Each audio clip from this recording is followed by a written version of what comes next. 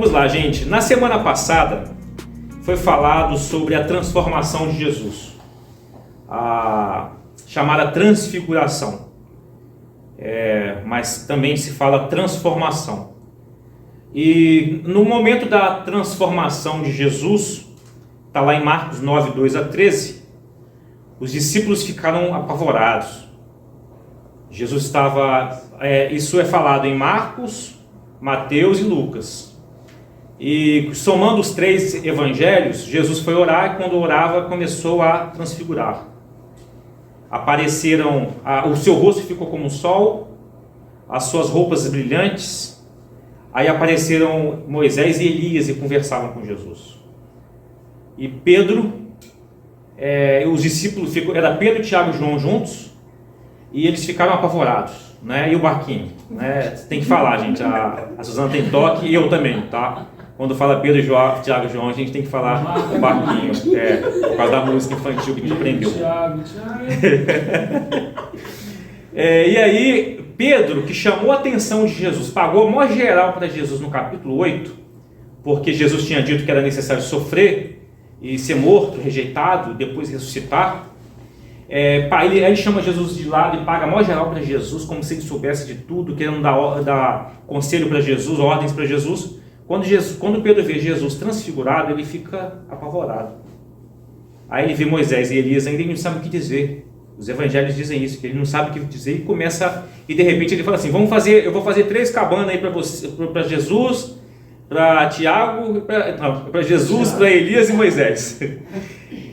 Não sabia o que falar, né? Aquele que tinha toda a autoridade para chamar a atenção de Jesus na frente de todo mundo, também ele levou outra, né? Quando vê Jesus com todo o seu poder transformado, ele fica embasbacado, que fala?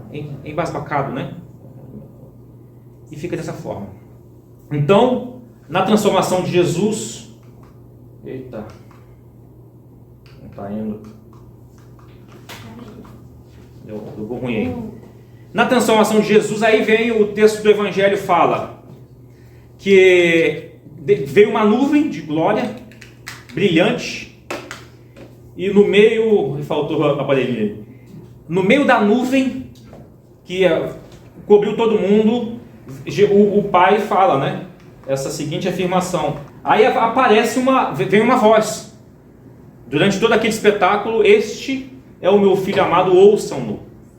Ouçam o que ele diz, ouçam o que ele fala. Assim, a gente nem discorreu o que significava, o que Pedro queria dizer, vamos fazer barraca para Jesus, Moisés e Elias, porque o foco desse contexto aqui ouça o que Jesus tem a dizer. Pedro estava bolado, Pedro estava perdido ali, né? Ouça o que o Filho amado tem a dizer. A mensagem da semana passada tem a ver com que a gente dá muito ouvido àquelas pessoas que a gente considera mais importantes, celebridades. Lembra que eu falei que houve um estudo, um experimento social de uma empresa, de uma universidade australiana, que os passageiros do voo, eles ouviam e guardaram melhor o briefing de segurança antes do voo com vozes de pessoas famosas. Pessoas comuns, a comissária de bordo comum, eles não retinham muita informação, mas com quem era celebridade, a voz da celebridade fizeram com que eles retivessem maior percentual de informação. Se a gente considera Jesus, o nosso Senhor, a nossa celebridade, o Pai está nos ensinando: esse é o meu filho amado, ouçam. Então a gente viu na semana passada que o seguinte, os 3 pontos da semana passada: você ora para permanecer alinhado com a vontade do Pai. Jesus estava orando porque ele estava na véspera de ir para a cruz. E segundo, nós nos contentamos demais com a aparência humilhada, né? A aparência de Jesus transformou, foi algo espetacular, mas a gente se contenta demais com a aparência nossa humilhada. O Evangelho nos diz que um dia nós todos seríamos transformados. A gente se contenta com um mundo humilhado, né? O texto que foi lido há pouco tempo aqui diz que a nossa vida passa tão rápido que não deixa nem rastro. Não deixa nem rastro. Você lembra o que o seu tataravô fez? Sua tataravó, seu bisavó fez? Já foi. Talvez você não lembre nem o nome, né? Passou. É muito rápido. Eu tenho presenciado a minha mãe partindo aos poucos. E quando, se você for olhar, a vida dela está sendo muito rápida. E eu vejo a aparência humilhada dela, coitada. Está defiando minha mãe. E ora a Deus, Senhor, o que eu posso fazer para não passar por isso? Mas a gente vive numa terra que o tempo vai passando e cada vez que vai passando a gente sabe que vai chegar o nosso fim. Tem gente que o fim chega cedo demais até, muito mais cedo ainda. Mas assim, é humilhante saber que todos nós um dia vamos para um túmulo. É humilhante, e principalmente humilhante para quem não tem esperança nenhuma de eternidade. Mas a gente se contenta tanto com a aparência humilhada, porque muitas vezes o nosso foco não está na eternidade, não está na ressurreição, não está no arrebatamento, onde seremos todos transformados à imagem de Jesus. Quando Jesus foi transformado, foi algo lindo, maravilhoso. Quando Jesus ressuscitou, ficou lindo, maravilhoso, porque Maria Madalena nem reconheceu Jesus naquela manhã, de como ele estava, e assim que ele está, que ele subiu aos céus. Nós nos contentamos demais com a aparência humilhada, e nós nos contentamos demais, o terceiro, com o frágil e ilimitado conhecimento adquirido. A gente acha que sabe tudo, sabe nada. Pedro achou que sabia tudo, pagou geral para Jesus, chamou a atenção de Jesus na frente de todo mundo, depois tomou uma também, né? E quando ele viu Jesus transformado, ficou sem palavra, embasbacado. Pedro discordava da ação divina na terra, mas Moisés e Elias apareceram para conversar com Jesus. Todos os estudiosos chegam num consenso que o assunto era a redenção. Moisés e Elias, que morreram séculos antes de Jesus, né? Elias diz que foi, o texto diz que ele foi numa carruagem de fogo, né? Mas Moisés foi sepultado, morreu. Sabiam mais do que Pedro, que estava séculos depois deles, não sabia nada sobre a redenção. E conversavam com Jesus, falavam sobre a partida de Jesus. Está claro aqui que no verso 31 do capítulo 8, tinha um aspecto glorioso e falavam sobre a partida de Jesus que estavam para se cumprir em Jerusalém. Eu não sei se aqui é Mateus capítulo 17 ou se é Marcos capítulo 8. Então, a conclusão da semana passada: escutem o que Jesus disse. Não tente dar conselhos a Jesus. Você pode se frustrar com Jesus, mas Jesus sabe muito mais do que você e eu. Cuidado com as ideias, cuidado com o fascínio por esse mundo, deixa de humilhação, para de querer isso tudo aqui, achar que isso aqui é tudo. Não é, gente. A gente está passando. Você está com a sua mansão, com o seu dinheiro na conta, 1 bilhão na sua conta, está com a sua Ferrari, o seu Porsche, e está com a sua casa, mas a cada segundo que passa você... Olha que humilhação. É um tempo a menos que a gente vai ficar com ele. Olhando para esse ponto. Edilson, você está sendo muito negativo. Não. A gente tem a eternidade por ti. Transformado. Né? Foi lido aqui: digno é o Cordeiro. Riqueza, honra. Mas o que? Riqueza, honra e poder, força, é tudo dele. E a gente vai usufruir de tudo isso eternamente. Deixa de humilhação, venha para o reino de Deus, viva o reino de Deus. Ame a Jesus, ame o reino, ame a comunhão, ame a igreja, ame a missão. Seja útil para a missão enquanto os segundos estão passando. Seja útil, faça a diferença. Há galardões para a gente receber na eternidade. Além da salvação, a gente vai receber privilégios eternos na eternidade. Então, cuidado com o que você fala, cuidado com o que você acredita, cuidado com os especialistas da internet. Cuidado, tem uma porção de gente achando que está entendendo tudo de evangelho e não está nada, está falando uma porção de besteira. O texto diz: ouça o que ele diz, o que Jesus diz. Cuidado, tem coisas absurdas acontecendo. Pedro errou ao criticar os planos de Deus antes de ver Jesus transformado. Quando viu Jesus transformado, não sabia mais o que dizia. Falou que veio a cabeça, vamos fazer cabana. Não sabia mais o que falar diante da glória de Deus. E o conselho da semana passada é: alinhe sua vida agora com a vontade de Deus, antes de ter que ficar sem palavras diante de Jesus no juízo. Pedro ficou sem palavras quando ele viu o poder e a glória. Mas vamos alinhar a nossa vida com a vontade de Deus, para que a gente receba no dia a mensagem: venha, servo bom e fiel, entre no descanso do seu Senhor. E não fique sem palavras diante do juízo de Deus. Hoje é o seguinte: a culpa não é da lua. Olha que coisa linda, né? Olha que coisa linda. A culpa não é da lua. Quando Jesus desmistifica conceitos humanos. Por que lua aí? Porque a gente vai ler uma narrativa de uma libertação de um lunático. Lunático era um jovem, era aquela pessoa considerada na época. Lunático vem do termo grego seleniazetai, de Selena. A lua no grego é selene. Seleniazetai, controlado pela lua. A pessoa tinha uma epilepsia e as pessoas chamavam essa pessoa de lunático. Ou seja, a lua está controlando essa pessoa. Ele era considerado alguém controlado, influenciado pela lua. O texto está, vamos Marcos capítulo 9, verso 14 a 29. Diz assim: ao voltarem para junto dos outros discípulos, isso tinha acontecido a transfiguração, tá? Onde os Pedro, Tiago e João ficaram boquiabertos. Aí eles descem um monte e o texto diz: ao voltarem para junto dos outros discípulos, viram que estavam cercados por uma grande multidão e que alguns mestres da lei discutiam com eles. Quando a multidão viu Jesus, ficou admirada e correu para cumprimentá-lo. Sobre o que discutem? Perguntou Jesus. Verso 17.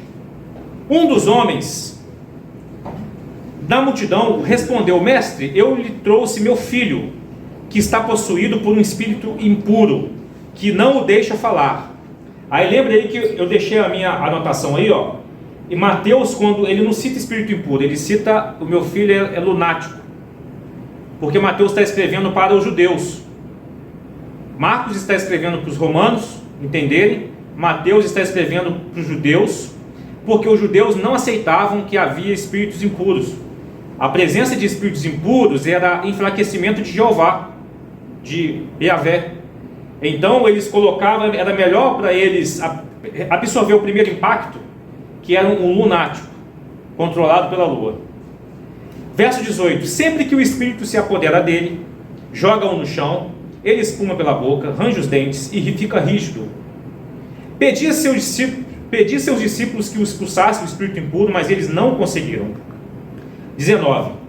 Jesus lhes disse: geração incrédula, até quando estarei com vocês? Até quando terei de suportá-los? Tragam o menino para cá. Então o trouxeram. Quando o espírito impuro viu Jesus, causou uma convulsão intensa no menino e ele caiu no chão, contorcendo-se e espumando pela boca. Jesus perguntou ao pai do menino: há quanto tempo isso acontece com ele? Desde que era pequeno, respondeu o pai. Muitas vezes o espírito lança-o no fogo ou na água e tenta matá-lo. Tenha misericórdia de nós e ajude-nos se puder. O puder aí do grego é diné, do verbo de poder, dinamai, ter poder, capacidade. Ajude-nos se puder. Ao verso 23, se puder, perguntou Jesus, tudo é possível para o que crer. Verso 24, no mesmo instante, o pai respondeu: eu creio, me ajude a superar a minha incredulidade. Quando Jesus viu que a multidão aumentava, repreendeu o espírito impuro, dizendo: espírito que impede este menino de ouvir e falar, ordeno que saia e nunca mais entre nele. O espírito gritou, causou outra convulsão intensa no menino e saiu dele. O menino parecia morto, um murmúrio correu pela multidão, ele morreu. Mas Jesus o tomou pela mão e o ajudou a se levantar, e ele ficou em pé. Depois, quando Jesus estava em casa com os seus discípulos, eles perguntaram: por que não conseguimos expulsar aquele espírito impuro? Jesus respondeu: essa espécie só sai com oração. Na NVT, na Corrigida e Fiel, acrescenta: e jejum. Alguns manuscritos omitem a palavra jejum e outros mantêm. Porém, Lucas e Mateus mantiveram em todos os manuscritos encontrados até hoje. Vamos lá, irmãos. Em Lucas capítulo 9, 38, ele detalha que Aquele pai disse que era o único filho que ele tinha. E no verso 41 de Lucas 9, Jesus não falou só geração incrédula, ele falou geração incrédula e corrompida. É importante quando a gente lê um texto que repete nos evangelhos semelhantes, para a gente ter uma visão global, porque olha a beleza das escrituras. 3 pessoas diferentes, no que viram num aspecto diferente do seu ponto de vista, escreveram, receberam a mensagem de algumas testemunhas. Por exemplo, Lucas. Marcos recebeu de Pedro, que estava presente lá, né? E Mateus também presente. Então, a geração incrédula e corrompida foi repetido por Lucas e por Mateus. E no capítulo 9, verso 43 de Lucas, todos pasmavam da majestade de Deus e maravilharam-se todos com as coisas que Jesus fazia. Então, naquela cura, aquela libertação, o pessoal ficou pasmo também com o que Jesus fazia. E Mateus capítulo 17 cita que era lunático e sofre muito. Os discípulos não puderam curá-lo. Aí já não é mais o expulsar. Mateus já vai escrevendo para os judeus que tinha dificuldade para acreditar em espíritos malignos. Ele disse, é lunático, e não puderam curá-lo. E Jesus respondeu, disse, geração incrédula e perversa também. Usou corrompida, né? E perversa é a mesma coisa. E os discípulos, chega Jesus em particular e faz a pergunta, por que não podemos nós expulsá-lo? Aí, em Marcos aqui, Jesus disse que não expulsou por causa... Jesus disse, essa espécie só sai com oração. Mas Mateus, ele dá uma detalhada mais aprofundada, que vocês não puderam expulsá-lo, porque Mateus capítulo 17, verso 20, por causa da vossa incredulidade. E tem tudo a ver com a oração aqui, que a gente vai chegar lá. Por causa da vossa incredulidade. Porque se vocês tivessem um mínimo de fé, como uma pequena semente de mostarda, vocês diriam ao monte, passa para lá, passa para cá, e aconteceria. Vocês não têm fé, em outras palavras, né? Vocês não têm fé nenhuma. Nada seria impossível se vocês tivessem uma pequenininha fé. Mas por esta caça de demônios não se expulsa senão pela oração e pelo jejum. Vamos lá, o que o termo oração no grego ensina? Lembra que essa espécie só sai com oração. Os outros disseram oração e jejum. Oração no grego é interagir com o Senhor, trocando os desejos humanos, as ideias, pelos desejos de Deus, enquanto Ele vai nos transmitindo fé. Olha que interessante, eu nunca tinha olhado por essa ótica, e hoje, estudando a palavra original lá do grego, pros eikomai, pros é trocar, eikomai, desejar. Quando eu oro, eu quero trocar o meu desejo pelo desejo de Deus. Olha que coisa sensacional, interagir com o Senhor, trocando de desejos e de ideias para as ideias e desejos dele, enquanto ele nos transmite fé.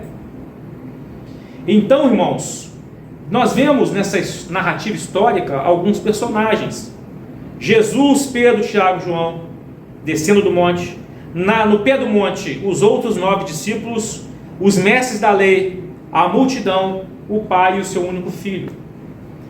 Havia os mestres da lei, os especialistas teológicos da época, debatiam com os discípulos no verso 14 de Marcos capítulo 9. Enquanto eles debatiam com os discípulos, eles não tinham conseguido expulsar, um pai desesperado estava aflito pelo sofrimento de um filho com um sintoma terrível, o único filho. Então, na visão do judaísmo, ele era um doente, ele era um lunático, controlado pela lua.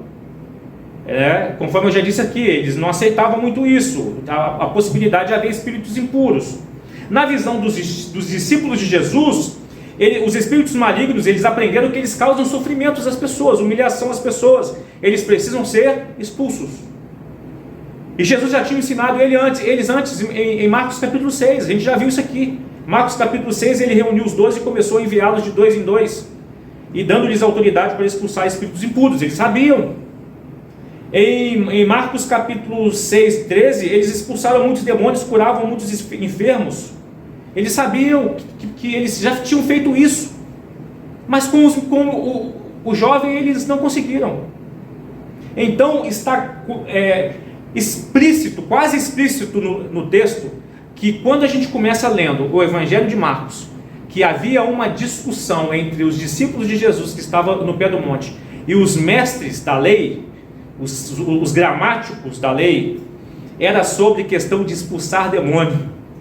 Os mestres da lei não acreditavam, os discípulos acreditavam, começaram a discutir, a coisa não resolvia e o pai estava em desespero. Aí Jesus pergunta o que está acontecendo, e aí o pai toma, a pergunta foi para os discípulos e para os escribas.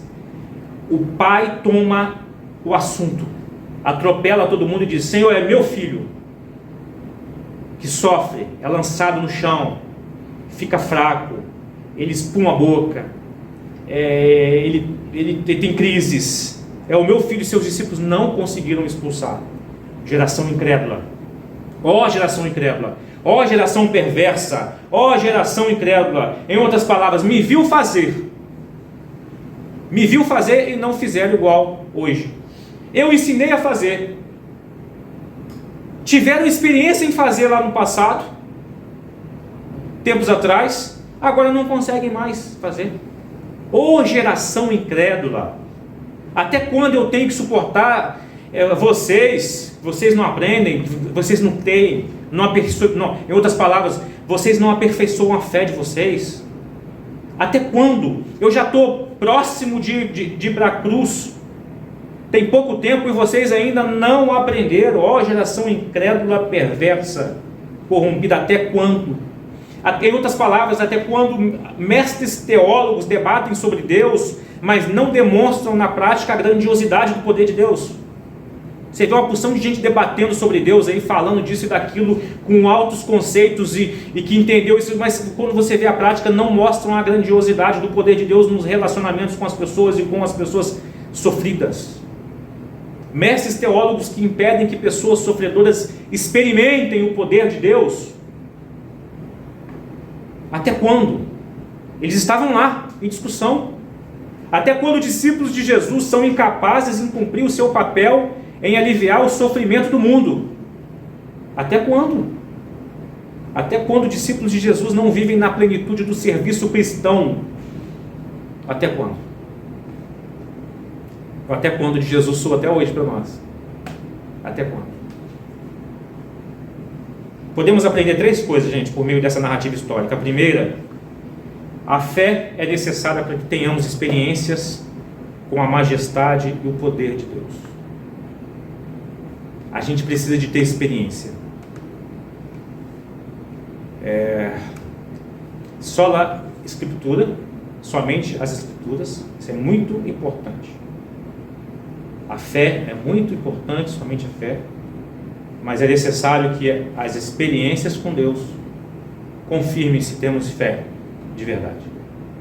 É necessário a gente ter experiências com Deus. Em Marcos 9, que a gente leu, verso 22, o pai falou o seguinte: Senhor, os discípulos não conseguiram, mas se tu puder, do grego dine, de ter capacidade, de ter poder, se tu for capaz de fazer, os discípulos não puderam, mas se o Senhor puder. Aí Jesus responde no verso 23, se puder. A melhor tradução seria essa, tá? Se puder, perguntou Jesus, tudo é possível para aquele que crê. Não é, alguma tradução diz assim, se você crê, tudo é possível. Não, a gente não tem condição sozinho de ser a fé ser partir da gente. Então o texto é, se puder, perguntou Jesus, tudo é possível para aquele que crê. A gente precisa crer. E Jesus falou que se tiver uma fé pequenininha, muitas coisas a gente faria. Mas a gente faz.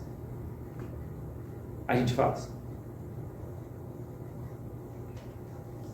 Criou-se uma experiência, uma cultura catolicizada nos evangélicos, em que alguém está enfermo, alguém está possesso, alguém precisa de uma oração especial, liga para o pastor. E em muitos lugares, o ligar para o pastor, ele ama isso, porque as pessoas ficam dependentes de comer na mão dele. Mas isso não é evangelho. O Deus que desceu, deixou toda a sua glória e seus privilégios divinos, ele veio ensinar a todos os discípulos a usarem o poder que ele despendeu para a gente. A fé é necessária para que tenhamos experiência com a majestade e o poder de Deus. Como é que está a nossa fé? Como estão as nossas experiências com Deus, com as pessoas? Como é que está? Segundo, a fé e a descrença estão em contínua tensão dentro de nós. A fé e a descrença estão em contínua tensão. Eu creio ou não creio? Creio ou não creio? Creio ou não creio? Essa luta terrível dentro de nós. Verso 18, pedi seus discípulos que expulsassem o espírito, mas eles não conseguiram. Antes eles tinham expulsado de uma posição, mas hoje já não expulsavam mais. Ô geração incrédula e corrompida.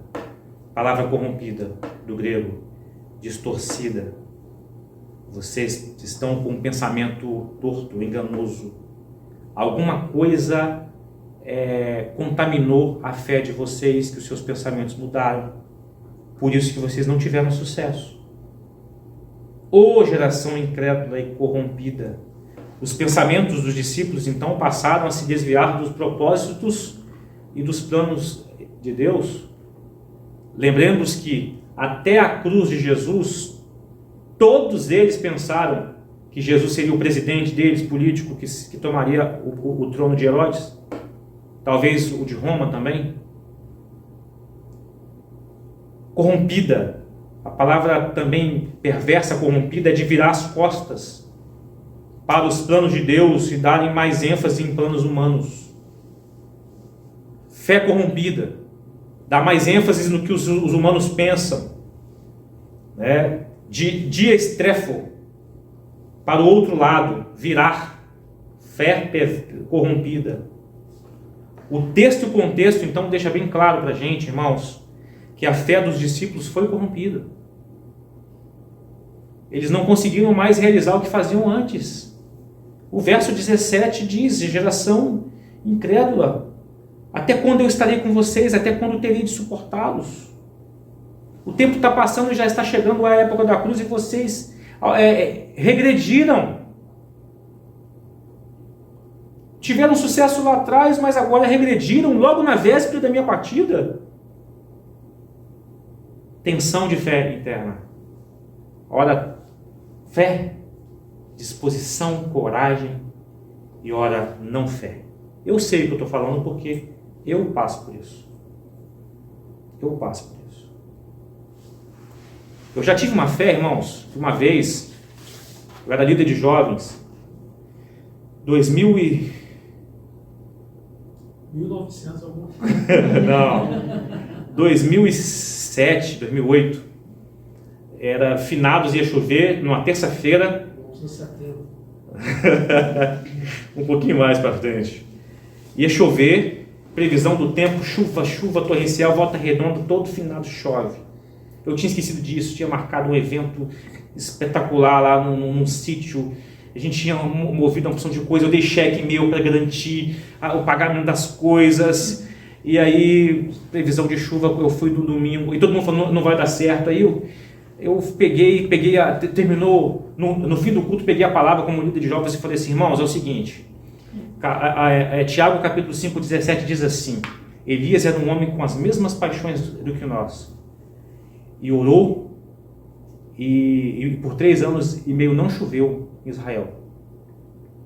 Mas aí quando ele quis, orou novamente e choveu. Eu quero dizer o seguinte, se eu for homem de Deus, terça-feira não chove. Falei dessa forma. Aí quando eu cheguei em casa, eu falei assim, meu Deus, que bobagem que eu falei. Na hora eu estava cheio do poder da autoridade. Mas em casa eu vi que eu tinha, eu falei besteira.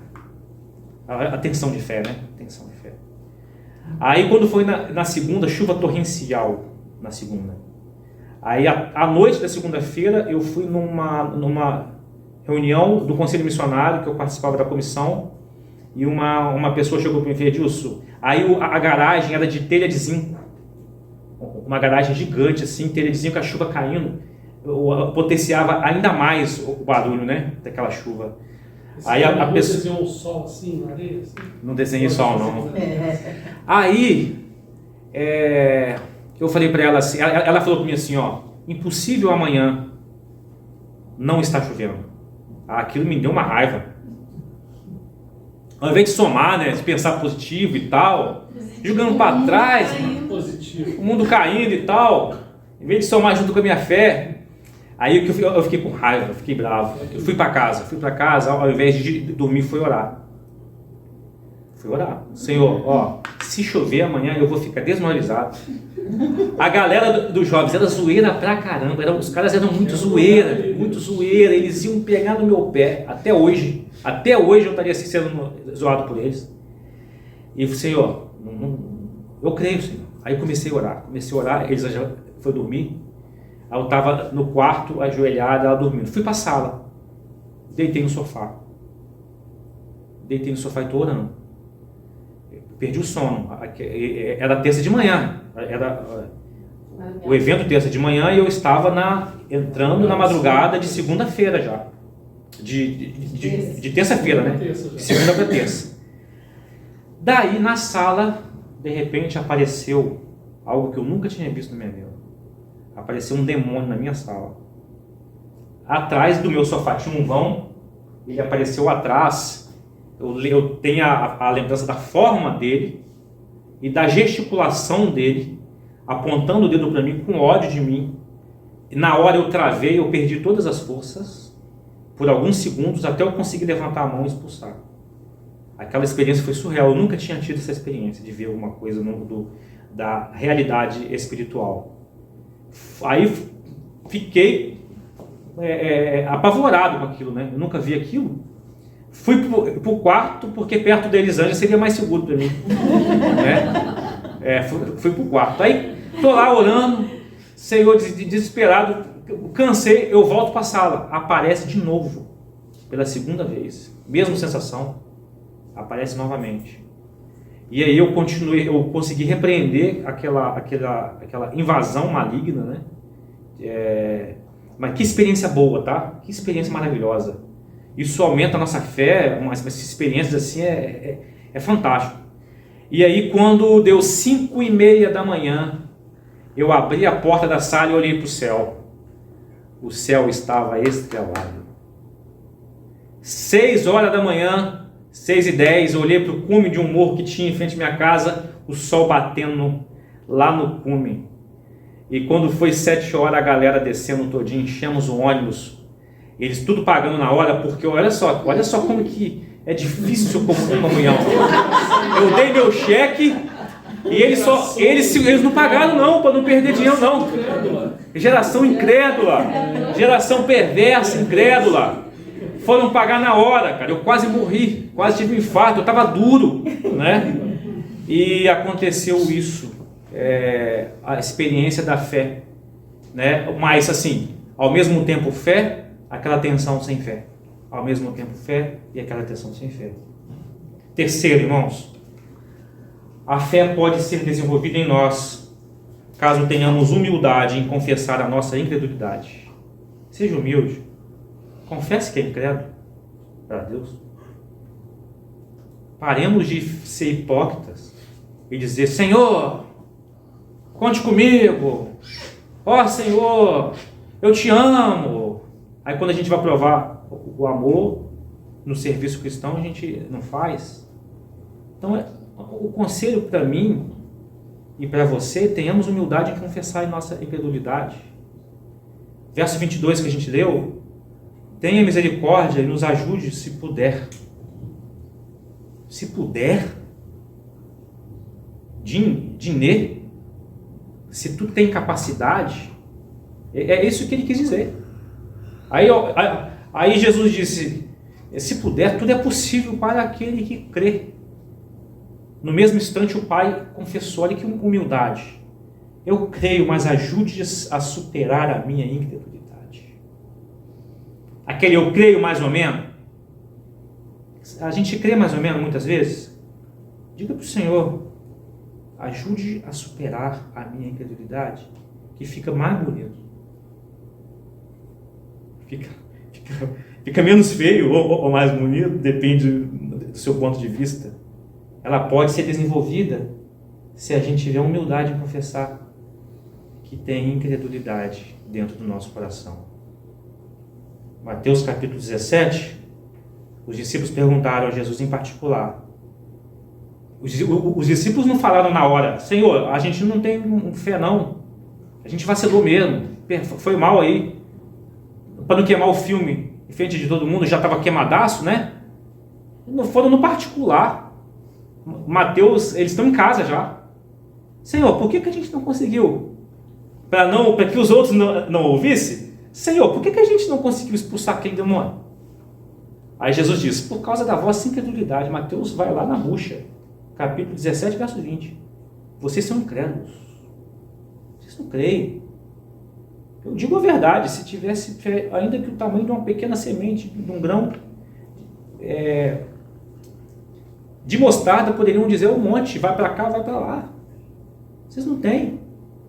E essa espécie não sai, essa espécie de espírito não sai com oração e com jejum. Mas olha só, vejam bem, oração e jejum não é mágica, não é fórmula mágica, não entenda isso errado. Tem muita gente que entende isso errado. Se eu jejuar, se eu orar hoje, eu vou expulsar demônio hoje, eu vou orar e as coisas vão acontecer. Não é fórmula mágica.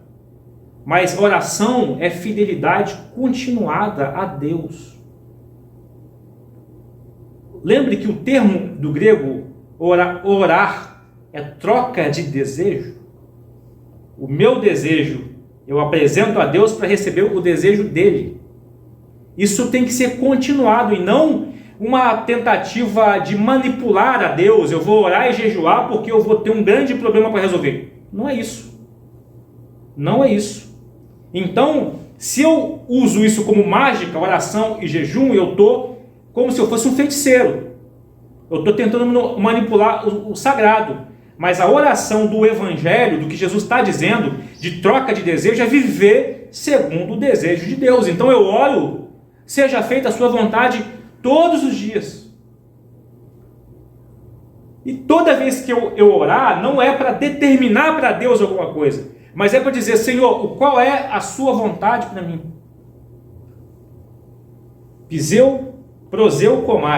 Prosei comai, trocar de desejo com Deus.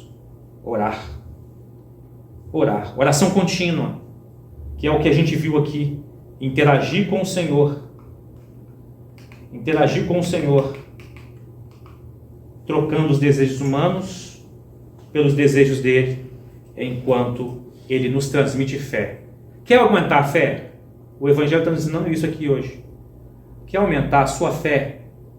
Quer ter autoridade para abençoar pessoas, cumprir sua missão? Ore, trocando de desejos com Deus. Experimente fazer isso. Gente, que conceito sensacional de oração. A gente vai ver coisas acontecerem na nossa vida. E a gente vai ter experiências com Deus. E todos pasmavam da majestade de Deus, já estou terminando, e maravilhavam-se com tudo que Jesus fazia. Lembre-se que Mateus utilizou a palavra lunático, o único que usou, lunático, controlado pela lua, na cultura judaica, parecia ser uma epilepsia. Vimos nos evangelhos que muitas enfermidades são causadas por espíritos malignos. Muitas enfermidades eram de origem demoníaca. Isso é incontestável, essa inclusive é incontestável. Agora, todas as enfermidades seriam de origem demoníaca? Será que todas? Claro que não. As pessoas adoecem, as pessoas têm os seus problemas, a gente dá pânico. Isso pode acontecer. Todas são de origem demoníaca? Tem uma galera aí que trata todas as enfermidades como origem demoníaca. Mas o que determina se algo é demoníaco, gente? Olha, nunca se esqueça disso. O que vai determinar se algo é demoníaco? Você tem alguém lá que está com um problema sério, em situação terrível, o que vai determinar? O verso 20 de Marcos capítulo 9 diz assim, ó, quando o espírito impuro viu Jesus, verso 20, viu Jesus, deu ruim. Ele viu Jesus, causou convulsão intensa no menino e caiu no chão. Olha o que a gente aprende aqui. Você não precisa ficar procurando. Se você orar intencionalmente, trocando seus desejos de mano, se você desejar ter experiências com Deus e cumprir a missão, quando a gente começa a amadurecer, a gente confia. Lembra que a gente cantou aqui, a gente leu, né? Digno daquele que tem todo o poder, força, glória, majestade. A gente crê? Se a gente crê, a gente não precisa de ter medo de nada. A gente crê? A gente leu aqui. Deus é o Todo-Poderoso, tem todo o poder. A gente crê? Então a gente não precisa ter medo da missão. Porque a missão é ir por todo mundo e pregar. E você vai encontrar quem para pregar? Muitas vezes pessoas que precisam de uma libertação. Aí tem uma galera que exclui a possibilidade de libertação. Infelizmente, muitas igrejas não falam a palavra demônio. É um tabu falar a palavra demônio. É um tabu falar espírito maligno, não pode. É um tabu falar Espírito Santo, irmãos, Espírito Santo. Eu já presenciei num período que não se falava a palavra Espírito Santo. Que bizarro! Que não se falava libertação. Não é? Ficava numa ortodoxia morta. Mas o evangelho começa como? Pregação, libertação de pessoas e curas de pessoas. Aí algumas pessoas definiram que tudo isso passou. Quando? Onde? Quem? Com que autoridade definiram que isso tudo se passou? Quando determina se algo é demoníaco? Quando o espírito impuro viu Jesus, causou convulsão. Eu me lembro de um amigo, eu preciso encerrar, gente. Ele o chama Paulo Paixão. Eu não queria ser ele. A missão dele é muito mais intensa, né? Um exemplo. Mas o Paulo Paixão tem um mistério. Ele é baixinho, carequinha, óculos, fala baixo. Onde aquele camarada chega, eu fiz seminário com ele. Se tiver alguém não puro, carregado, na hora cai, manifesta. Começa a passar mal pela presença, simples presença do Paulo Paixão, né? Paulo Paixão já fechou alguns centros e os donos se converteram ao Evangelho. Paulo Paixão, eu não esqueço dele. Mas não precisa de você ser assim, tudo bem, não precisa ser na intensidade, é o ministério dele. Mas o Senhor está nos chamando para termos experiências com Deus. Isso não é pregação pentecostal. Não existe pentecostal na Bíblia. Existe o Evangelho, que quando começa, a gente está na série de Marcos. Jesus, quando começa a anunciar o reino, está próximo, está palpável, perto de você. Você pode acessar o reino. O reino de Deus chegou. É por pregação do Evangelho, pessoas sendo libertas da humilhação de algumas enfermidades, libertas de espíritos impuros. Quem tem autoridade para dizer que não é isso? Quem tem? Que ser humano que pode dizer que isso acabou? E quando eu falo inclusive para mim. Eu sei que eu preciso melhorar a minha fé, inclusive. Então, irmãos, a gente viu aqui os 3 pontos. A gente vai orar. A fé é necessária para que tenhamos experiências. Quais são as experiências que você tem tido com Deus? As pessoas que convivem perto de você, quais são as experiências que ela tem quando de você ser bênção na vida dela, de alguma maneira? Não precisa você ser um expulsador de demônios aqui. Aqui não é formação de expulsadores de demônios. A Rafa sair daqui e já saindo expulsando demônio para tudo quanto é lado. Não é isso que eu estou dizendo. Mas discípulos de Jesus recebem o poder para fazerem a diferença na vida das pessoas. A fé e a descrença estão em contínua tensão. A gente vai ter essa briga interna. Fé, não fé, fé, não fé. Mas que sejamos humildes e reconheçamos, confessemos nossa incredulidade para receber o poder e as bênçãos de Deus na nossa vida. É melhor sermos sinceros do que crentes hipócritas, que fala sobre Deus, conhece tudo sobre Deus, mas não vive o poder de Deus na prática nessa terra. Até quando? Jesus disse, 2 até quando? Até quando mestres teólogos vão se debater no Instagram, YouTube? Até quando vocês vão ficar sem compartilhar a grandiosidade de Deus na prática? Até quando os conhecedores de tudo não vão influenciar na vida de pessoas sofredoras, trazendo a libertação e o poder de Deus? Até quando nós, discípulos de Jesus, seremos incapazes de cumprir o papel de aliviar o sofrimento das pessoas? Nós somos chamados para isso.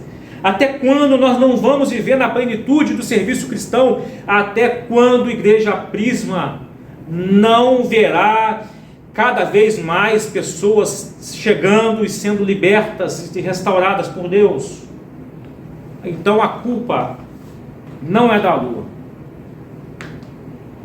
Mateus escreveu, ele era lunático. A culpa era da lua. Para os judeus comum. Não é da lua. Quem são os culpados pelo sofrimento de alguém, de um povo? Quem são os culpados? A culpa não é da esquerda. A culpa não é da direita. A culpa não é dos progressistas, dos comunistas, dos capitalistas. A culpa não é. A culpa é o pecado no coração humano que precisa ver a manifestação do poder de Deus. E aí a gente compra essas ideias de que a culpa é da lua. A culpa é do político tal. Onde está a nossa fonte de poder numa igreja geral? A igreja em geral. Onde está a nossa fonte de poder para trazer alívio ao mundo? Alívio ao seu vizinho. Alívio no seu local de trabalho. Alívio aos seus parentes. Onde está a fonte do poder? Quem são aqueles que receberam esse poder? Discípulos de Jesus para viver esse poder. E quando um espírito impuro vê você, ele quem corre ou você que corre dele? O Paulo já correu. Não vai correr mais, Paulo. O Paulo não vai correr mais. Eu creio que o Paulo, você vai ver o Paulo correndo por aí atrás. Ao invés dele correr, você vai ver o Paulo no calçadão correndo atrás aí, ó. Até quando, gente? O reino de Deus é prática pura, não é só teoria. Que Deus nos use, irmãos. Não tenham medo. Digno é o Cordeiro que foi morto de receber honra, poder, riqueza, glória. O poder do Espírito Santo está disponível para você.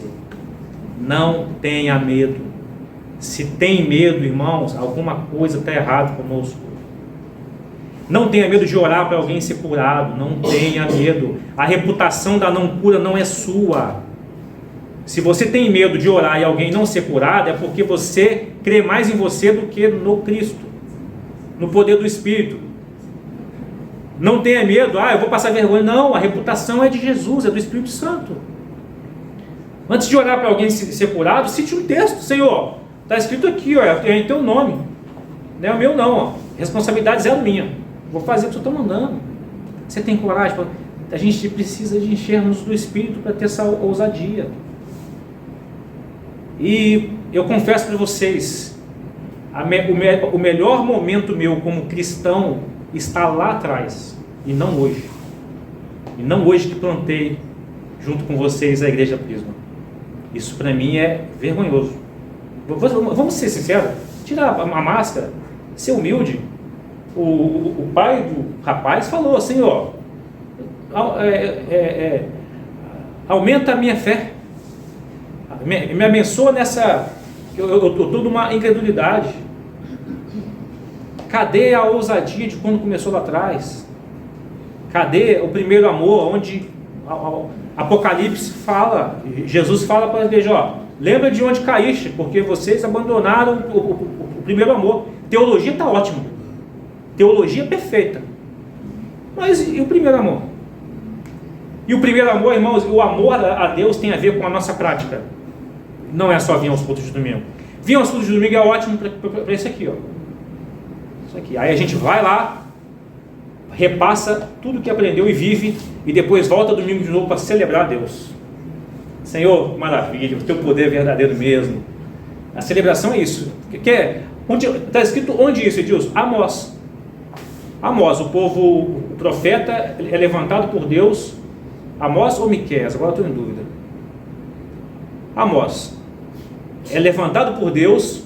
Faziam festas no templo maravilhosas. O Senhor falou assim: eu não quero nem ouvir o som da música de vocês, instrumento de vocês. Antes de vocês virem para cultuar no sábado, né? Faça correr a justiça, a misericórdia no meio de vocês. Depois vocês veem, porque enquanto está assim, eu não quero nem ouvir a música de vocês. Não adianta levantar a mãozinha para o céu. Está escrito lá. Não adianta levantar a mão. Então o culto é o resultado do que a gente viveu na semana. O poder de Deus. Vamos orar. Analisa agora, curva sua cabeça, se você puder.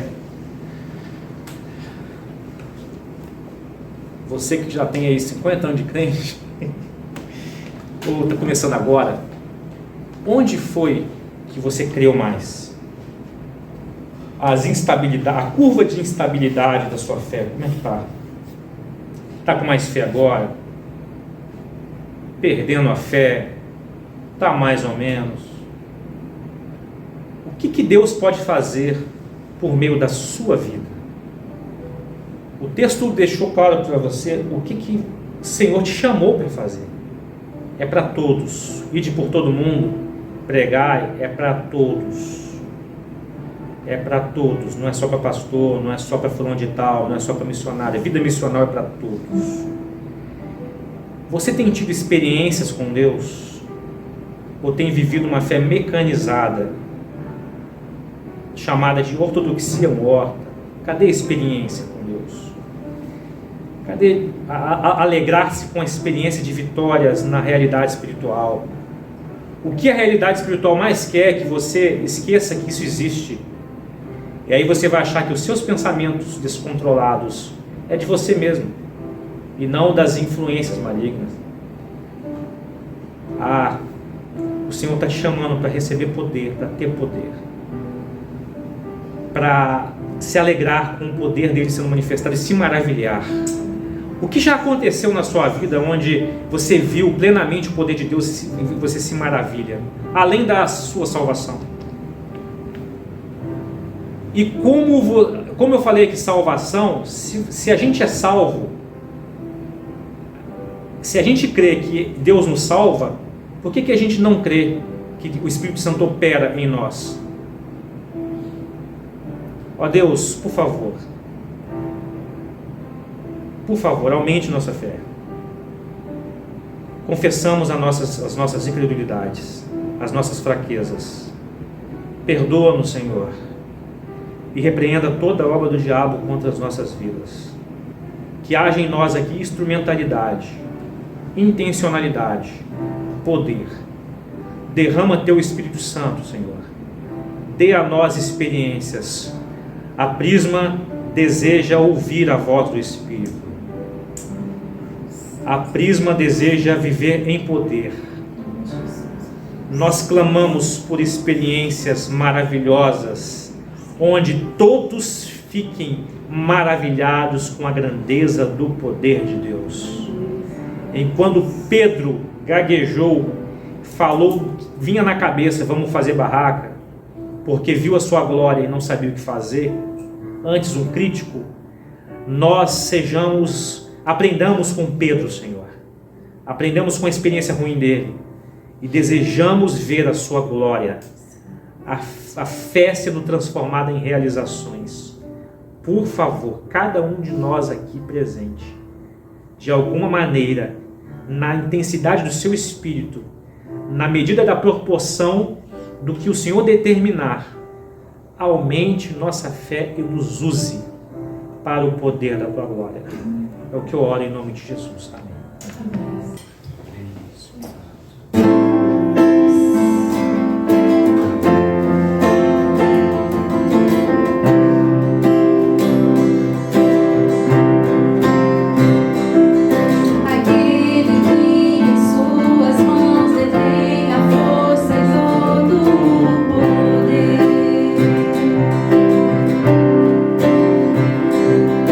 Aquele que promete a vida eterna a todo que nele crê.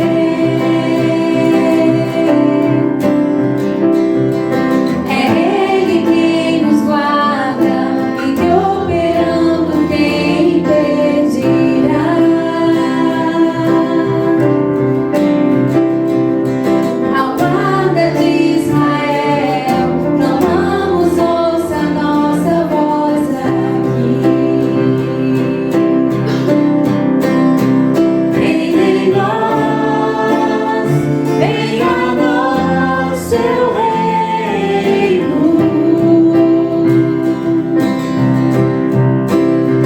Em nós, venha a nós a glória a Deus. Você pode dizer? Seja o centro, seja tudo a todos nós. Seja o centro, seja tudo a todos nós. Aquele que em suas mãos detém a força e todo o poder.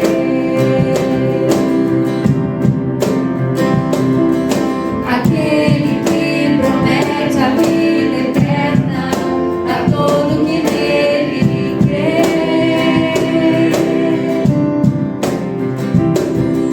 É Ele quem nos guarda e operando quem impedirá.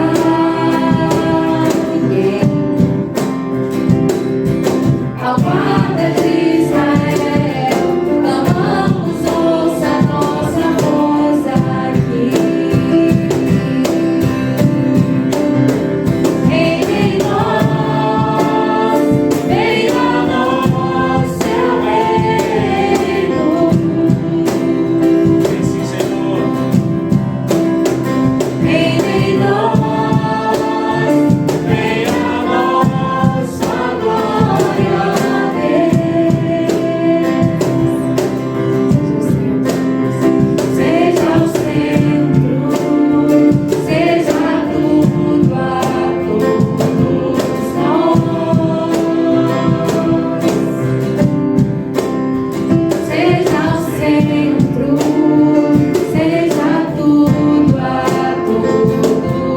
Só a igreja.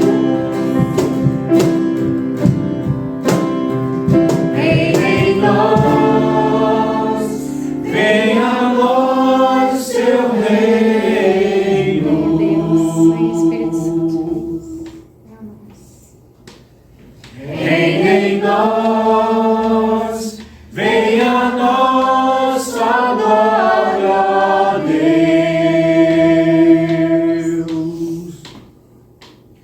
Seja o centro, seja tudo a todos nós. Seja o centro, seja tudo a todos nós.